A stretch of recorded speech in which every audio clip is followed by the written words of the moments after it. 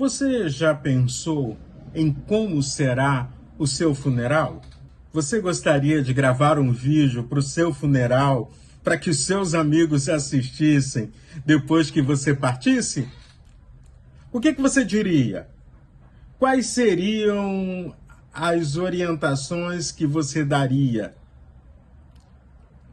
Olha, eu fico tentando imaginar como será o meu funeral. Às vezes eu fico pensando o que as pessoas vão dizer. Porque tem que ter discurso. Porque se não tiver discurso, vai ficar um pouquinho sem graça.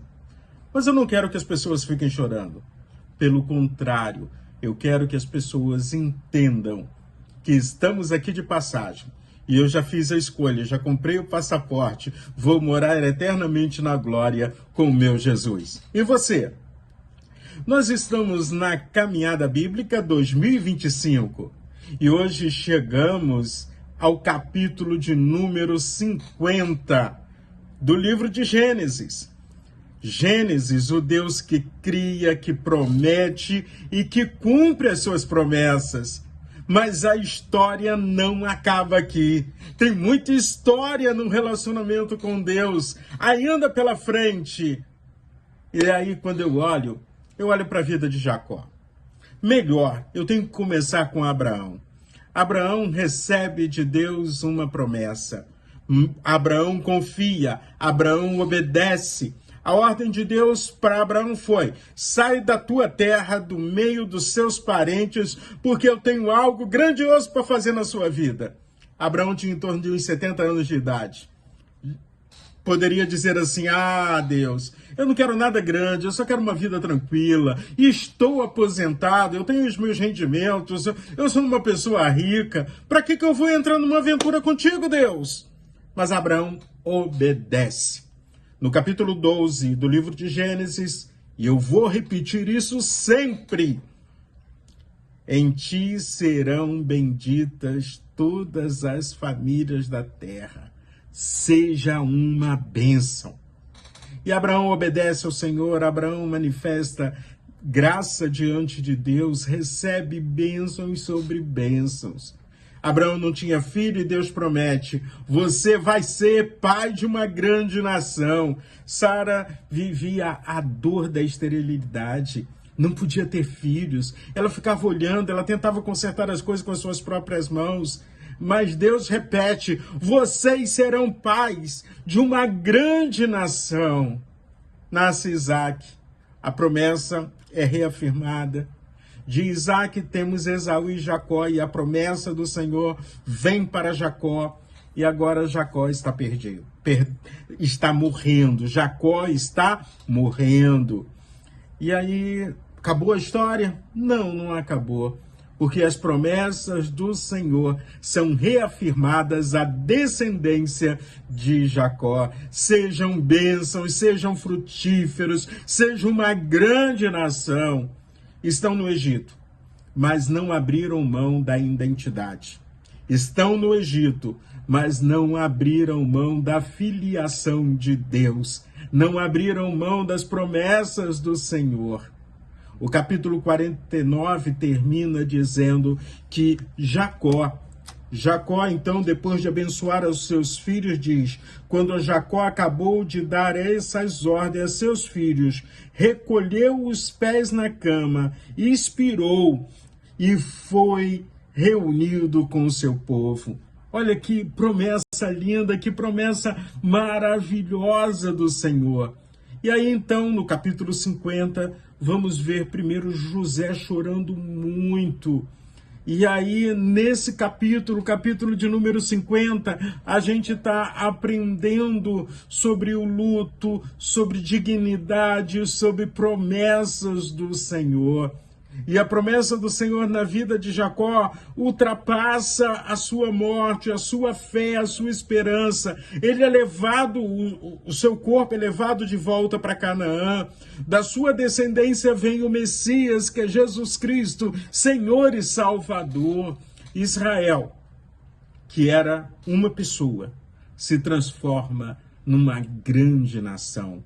O povo de Deus, chamado para anunciar a grandeza do Todo-Poderoso, do Deus eterno, do único, invisível, mas real, aquele que nos ama e que nos enche da sua graça, com a sua misericórdia se renovando a cada manhã.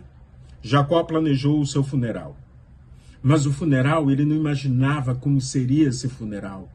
Faraó, quando toma conhecimento da morte de Jacó, ele manda todas as suas autoridades ir junto.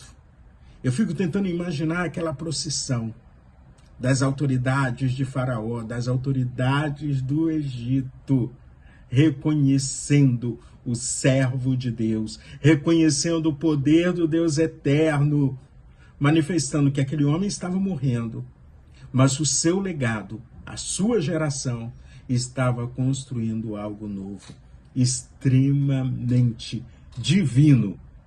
Esses são os filhos de Israel. E aí então, agora, nessa relação também, a gente vê as promessas do Senhor na vida de Jacó e de José.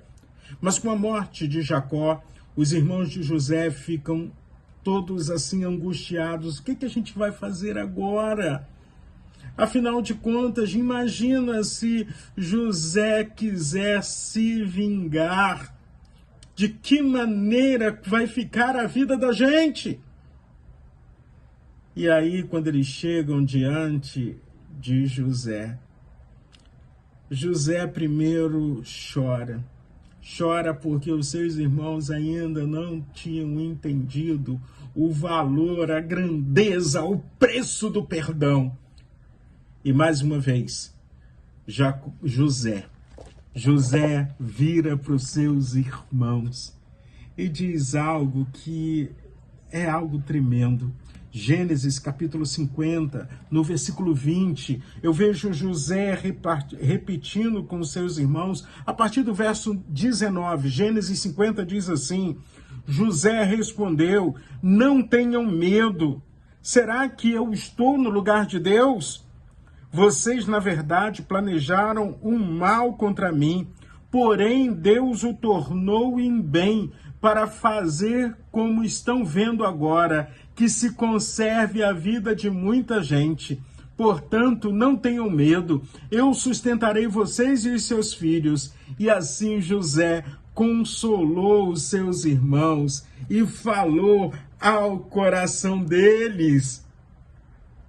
Viva o perdão, experiência com Deus, intimidade com o Senhor.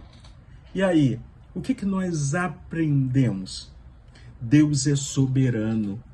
E mesmo que alguém planeje mal contra mim e contra você, não tenha medo, porque Deus é o Senhor. Muitas vezes não entendemos o que está acontecendo, mas eu não preciso entender. Eu entrego nas mãos do Senhor. O problema é difícil entregar nas mãos do Senhor. Muitas vezes a gente quer respostas rápidas, aceleradas, mas Deus é soberano. Deus é Deus. E eu confio que do mesmo jeito que Deus transformou o mal planejado pelos irmãos de José em bem, Deus tem planejado bens para a sua vida. Então, viva na presença do Deus eterno, confie em Deus, porque Ele está conduzindo cada detalhe da sua vida. E lembrem-se, o capítulo 50 não é o fim, porque Deus continuou escrevendo a sua história e continuará escrevendo a sua história através da minha vida e da sua vida. Então, que o novo ano, que daqui a alguns dias, 2 dias, vai começar, seja um ano de prosperidade, de bênçãos, de intimidade e mais intimidade com o Senhor. E que a palavra de Deus, que é viva e eficaz, fale ao meu coração, fale aos nossos corações. Deus te abençoe.